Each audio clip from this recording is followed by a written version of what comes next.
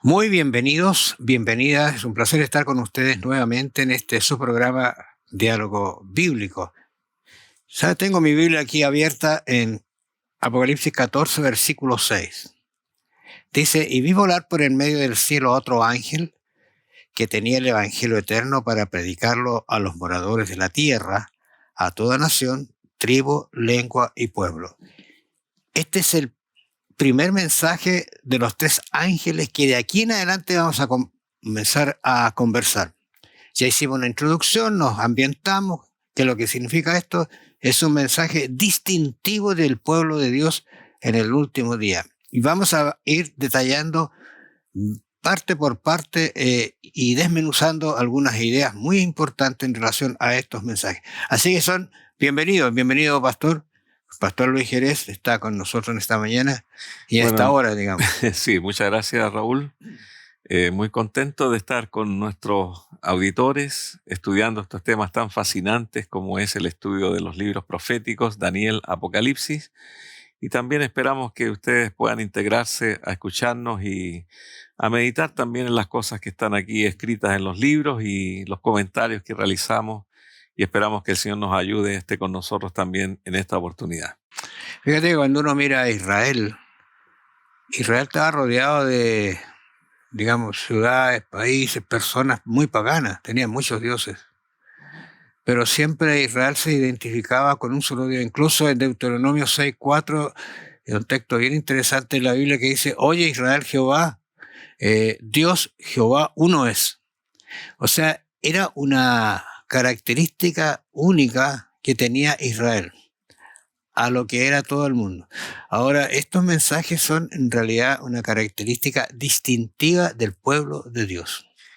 Bueno, Apocalipsis 14:6, donde aparece el mensaje del Evangelio Eterno predicado por el primer ángel, es como un alto dentro del libro de Apocalipsis, donde anteriormente en los capítulos 1 al 13 hay muchos mensajes distintos, mayormente mensajes de bestias, destrucciones, persecuciones, los sellos, las trompetas.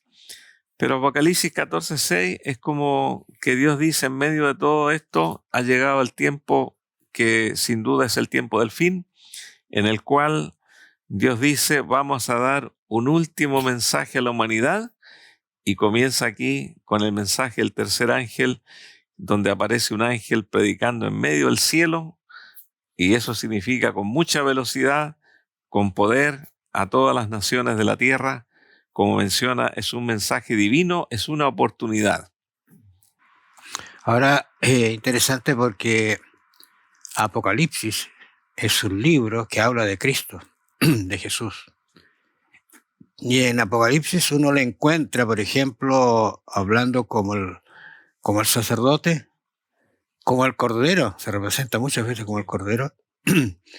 La otra faceta es juez también, pero el Apocalipsis termina como rey de reyes y señor de señores. Son interesantes esas ideas que hay que tener en mente cuando uno va a llegar a este mensaje, porque Él, el que maneja el universo, el cosmos, todo, se ha dignado a estar con nosotros y enviarnos este mensaje de advertencia. Por ejemplo, en Apocalipsis 1 dice la revelación de Jesucristo, fíjate.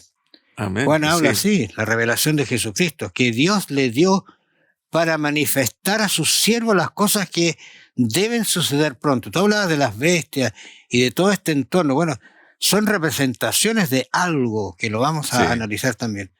Pero el centro es Cristo hablándonos para decirnos que, como dice aquí, y la declaró enviándola por medio del ángel a su siervo Juan.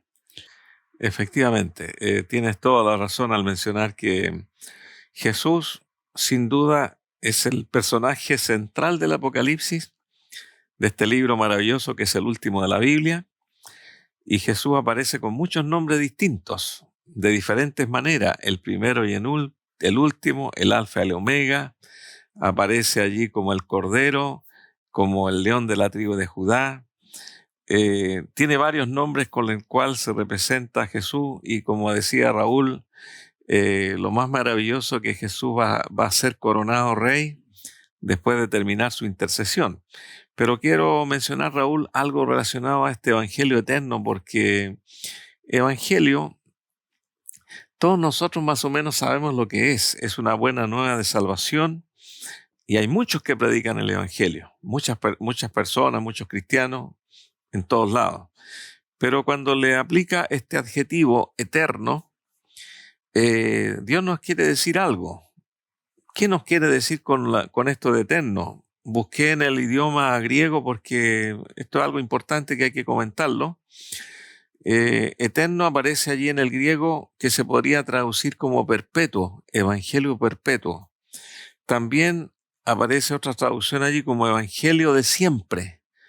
Es decir, que hay un evangelio que está completo, que es eterno, que no cambia, que es el mismo, aparece otra versión. Y eso nos da a entender de que Dios tiene un solo evangelio, que a veces podemos distorsionarlo, o hay algunos que lo distorsionan. Pero este es el evangelio correcto que Dios quiere que se predique en el tiempo de final. Ahora, lo interesante es que, tomando los primeros capítulos de Apocalipsis, capítulo 1, versículo 5, dice, y de Jesucristo. Es interesante, volvemos a esta idea, un evangelio eterno. ¿Por qué es eterno? Porque el que da el evangelio ha estado siempre, desde la eternidad. Incluso vamos a ver algunos textos después que están relacionados como este evangelio de salvación ya era antes de. Pero aquí mira, dice, y de Jesucristo el testigo fiel, el primogénito de los muertos. Interesante, primero, ¿no es cierto? Y el soberano de los reyes de la tierra. Otro título que lo coloca por encima de todo lo que uno puede pensar. Y aquí viene lo hermoso, al que nos amó y nos lavó de nuestros pecados con su sangre. No solamente eso, dice, y nos hizo reyes y sacerdotes para Dios, su Padre, porque él vamos a verlo como él va a ser el que juzga al final, a su Padre. A él sea gloria, imperio por los siglos de los siglos. Amén. Bueno, como dijiste, Raúl, esos versículos tan maravillosos allí en la primera parte del capítulo 1 de Apocalipsis, versículo 1 al 8, aparece una descripción de Jesucristo prácticamente en todo su ministerio. El que nos lavó con su sangre, el que todo ojo le verá, el Rey de Reyes, el primero y el último. Y eso nos muestra a nosotros la introducción al libro, que el Señor nos quiere decir: aquí estoy introduciendo a este libro una profecía de Jesucristo, una revelación que Jesús está haciendo a su iglesia. Y dentro de esa revelación, Jesucristo es el personaje principal que va mostrando los distintos hechos, las distintas profecías, hasta concluir su libro, cuando Él se transforma en Rey de Reyes y Señor de Señores. Ahora es interesante lo que tú dices, porque esta revelación se dio en el lugar menos oportuno, en la situación más terrible. Por eso es que nosotros podemos estar tranquilos, no importa lo que nos esté pasando, la revelación de Cristo va a estar siempre presente y nos va a ayudar para comprender los momentos y el tiempo que estamos viviendo y cuándo viene Jesús.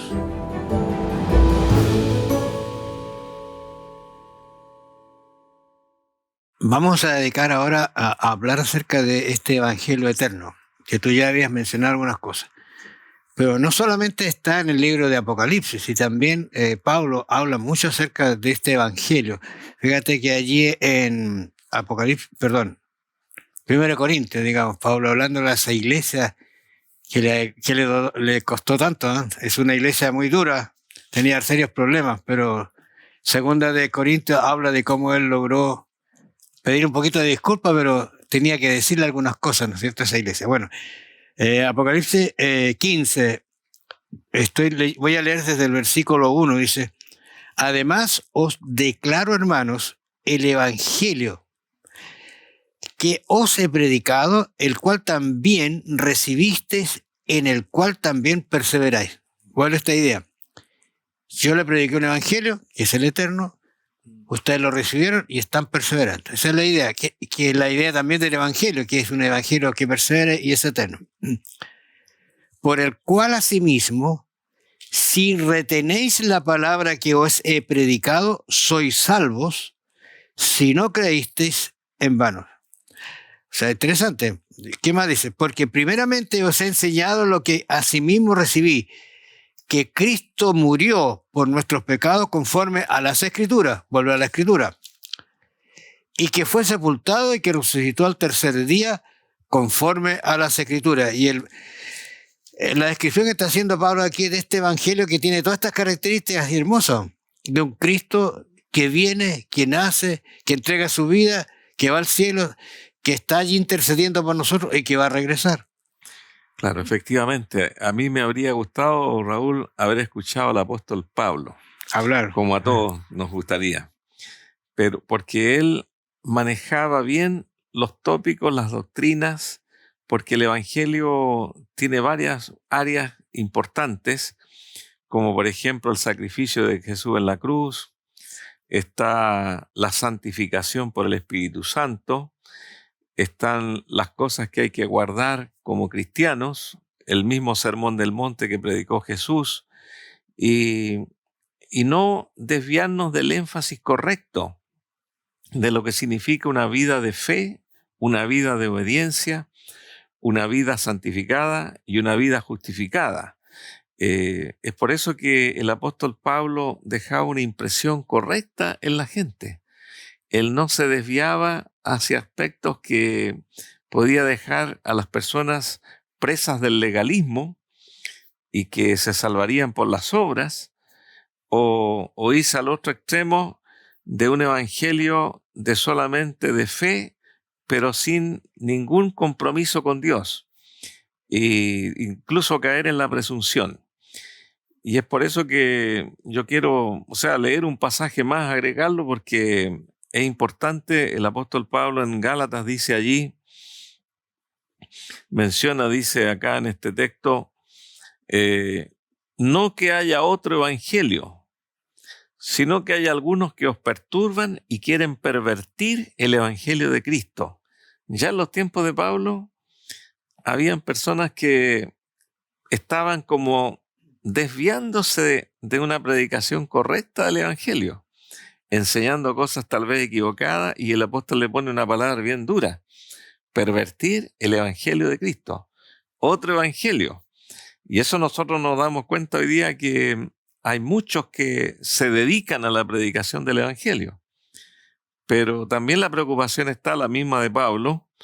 ¿No será que estamos enfatizando algo que no es correcto dentro de todas las cosas que están conjugando el evangelio, y que nosotros estemos tal vez creyendo algo que no debemos creer, exactamente en la línea y el equilibrio entre la salvación por la fe y por las obras?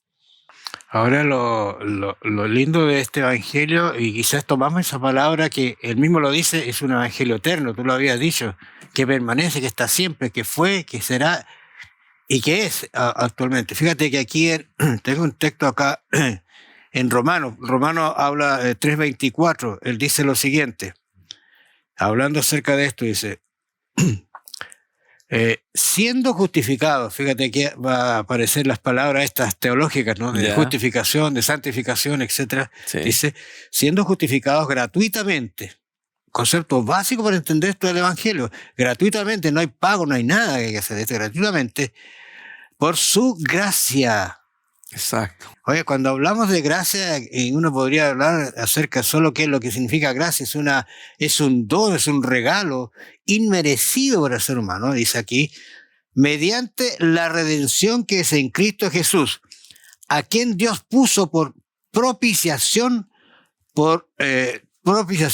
porque me dio la fe, por medio de la fe en su sangre, para manifestar su justicia a causa de haber pasado por alto en su paciencia los pecados pasados.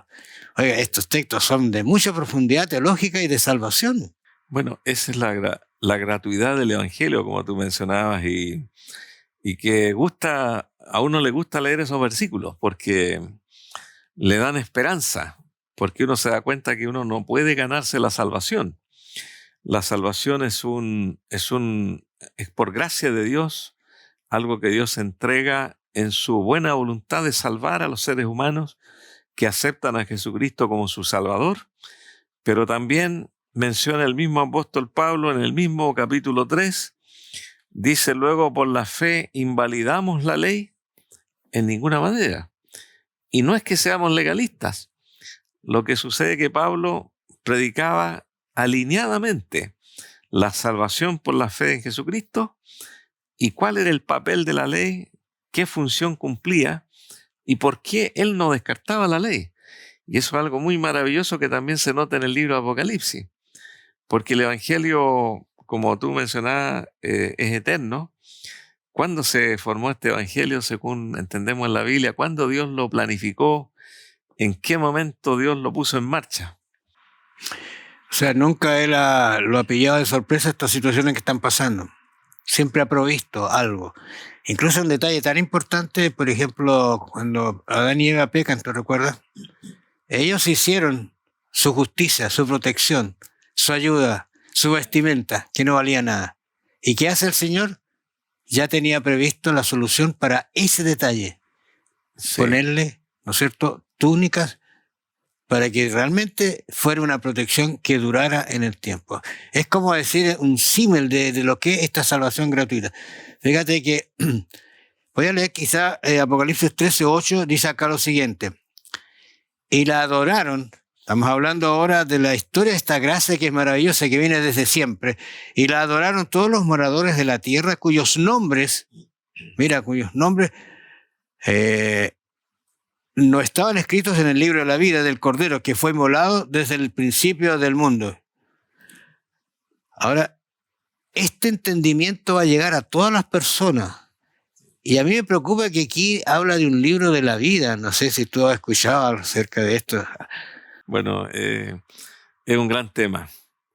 El libro de la vida aparece en varios libros. Daniel, Apocalipsis aparece varias veces. También Jesús habló de los nombres escritos en los libros del cielo y que se identifica ese libro como el libro que contiene los nombres de los que son postulantes al reino de Dios, los que creyeron en Jesucristo, los que se bautizaron, se convirtieron, y que Dios en su presciencia conocía los nombres desde antes. Este es otro tema que también no lo podemos explicar absolutamente ni completamente, porque Dios se reserva muchas cosas que los seres humanos quedamos pensando y llega un momento en que no podemos entenderlo completamente, porque aquí nos habla Tito 1:2, por ejemplo, que Dios prometió desde el principio de los siglos.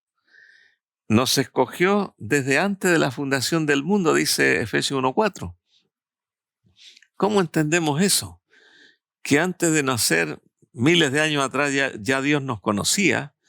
Dios sabía que nosotros íbamos a aceptar a Jesucristo. Eso es algo que no lo podemos entender, porque también hay un libre albedrío, que yo puedo decir, no acepto el plan de Dios y elijo mi propio camino.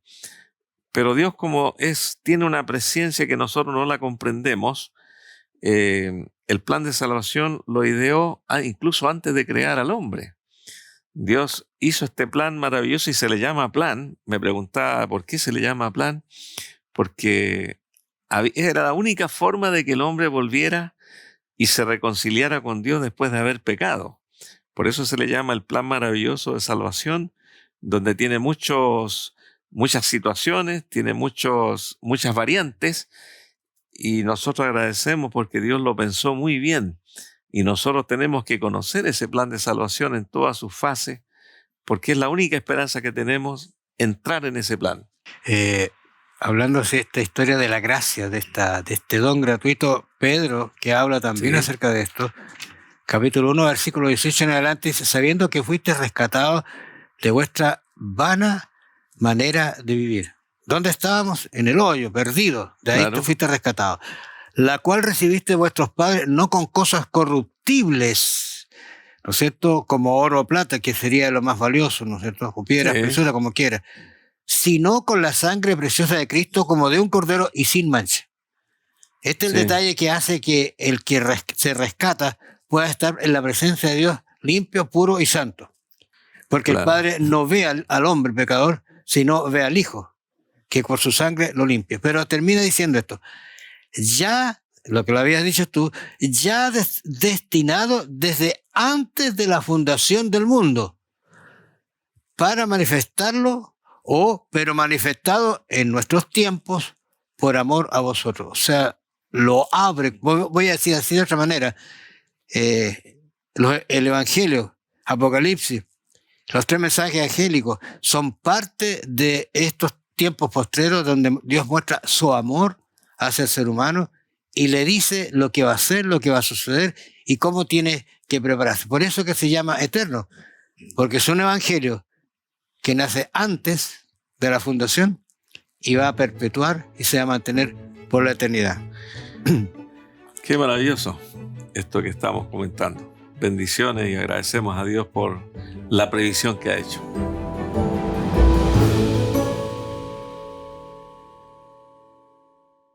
Seguimos hablando acerca de este Evangelio eterno, ¿no es cierto? Pero este Evangelio eterno tiene algunas connotaciones bien importantes, porque cuando uno mira el Evangelio, dice que es eterno.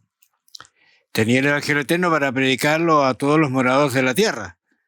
¿Quién los predica? Porque dice aquí a toda nación, tribu, lengua y pueblo.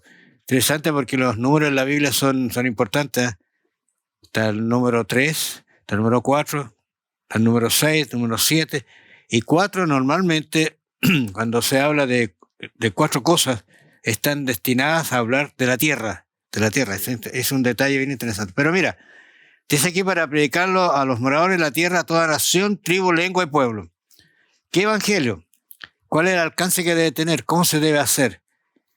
O sea, no se queda solamente en darnos a nosotros una visión de lo que va a suceder, sino no te puedes quedar con ello, porque te puedes transformar en un mar muerto. Claro, esto es algo que debe ocurrir de manera natural, porque nosotros recibimos en algún día, en el pasado y también en el presente, crecimiento en el Evangelio. Y nos gozamos, nos alegramos porque son buenas nuevas de salvación que Dios nos promete a través de Jesucristo. Y esta alegría de haber recibido este Evangelio eterno que no cambia, que es un plan donde cada ser humano puede entrar, no es difícil porque se ejerce la voluntad, se ejerce el deseo de salvarse y también la ayuda imprescindible del Espíritu Santo cuando uno escucha el Evangelio. El Evangelio se predica con el Espíritu Santo porque si no, no tiene asidero en las mentes de las personas. Pero al predicarse el Evangelio, uno lo hace de manera natural, porque está contento con lo que sabe y empieza a comunicarlo a las personas receptivas. Porque a veces uno quiere tener grandes audiencias o un grupo que le escuche, pero el Evangelio se comenta de muchas maneras, sin perder la esencia del Evangelio, que es haciendo el bien, amistosamente, compañerismo, con una sonrisa, un apretón de mano y también llevando simpatía a las personas para ganarlos y escuchar: ¿quién me salva a mí? También te puede salvar a ti. Es por eso que como decía Raúl, este Evangelio tiene que llegar a todas las naciones y de hecho está llegando, misericordiosamente y sorprendentemente. Está llegando a ¿cuántos países del mundo mencionaba el autor allí? Es como a 210 países del mundo de los 235. Y ahí yo no tuve ninguna participación en que el Evangelio llegara a tantos países. Pero ahí veo que Dios utilizó a muchas personas, hombres y mujeres y hasta niños, jóvenes, para llevar este Evangelio a otros países de manera misericordiosa y maravillosa. Muchos en su intento por llevar este Evangelio han perdido sus vidas. Pero Dios tiene cuenta de eso también. Y vamos a conversar un poquito, pero fíjate que Mateo termina con una amonestación que está muy íntimamente relacionada con Apocalipsis 12:6. Porque él dice, por tanto, id y hacer discípulos. Interesantes esas palabras de id. Claro. No son términos que están asociados a la tranquilidad, sino al empuje. No Claro. es quedarse, no esperar, no meditar, sino ir y hacer discípulos a todas las naciones, bautizándolos en el nombre del Padre, del Hijo y del Espíritu Santo. Fíjate, aquí está la comisión evangélica que está relacionada con Apocalipsis 14:6, que tiene que ir a toda nación, tribu, lengua y pueblo. Dice, enseñándoles que guarden todas estas cosas.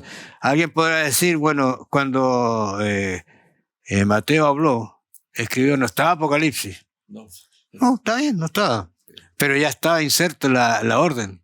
Claro. Está asociada. La orden de ir. De ir y predicarse. No estaba escrito, pero sí estaba aquí ya la orden. Así que esta orden que aparece en Apocalipsis ya venía, ¿no es cierto?, en los discípulos empujándose para que se hiciera el trabajo.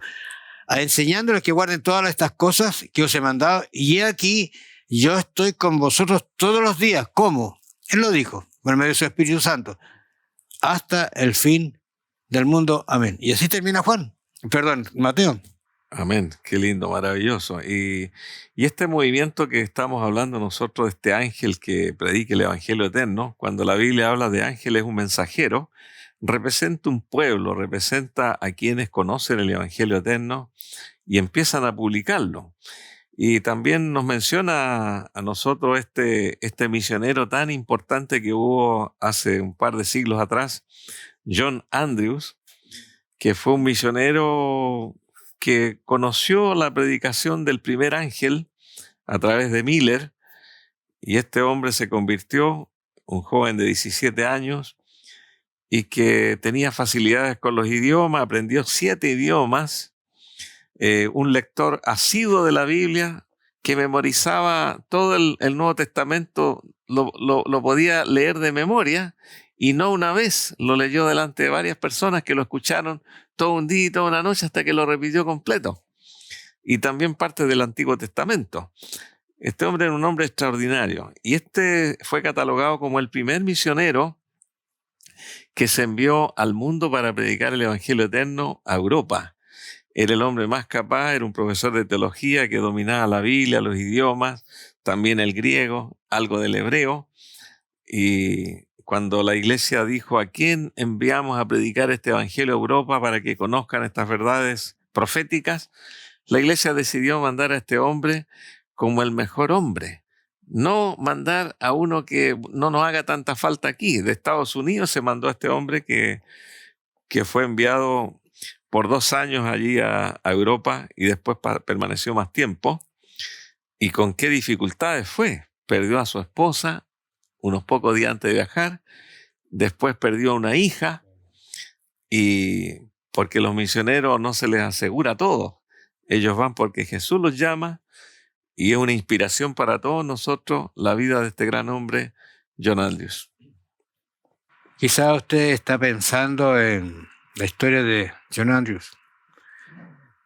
Quizá esto comienza a mentar en su historia personal. ¿Usted recibió el Evangelio o no lo ha recibido? ¿Lo está viendo ahora? ¿Está participando? No se quede con él.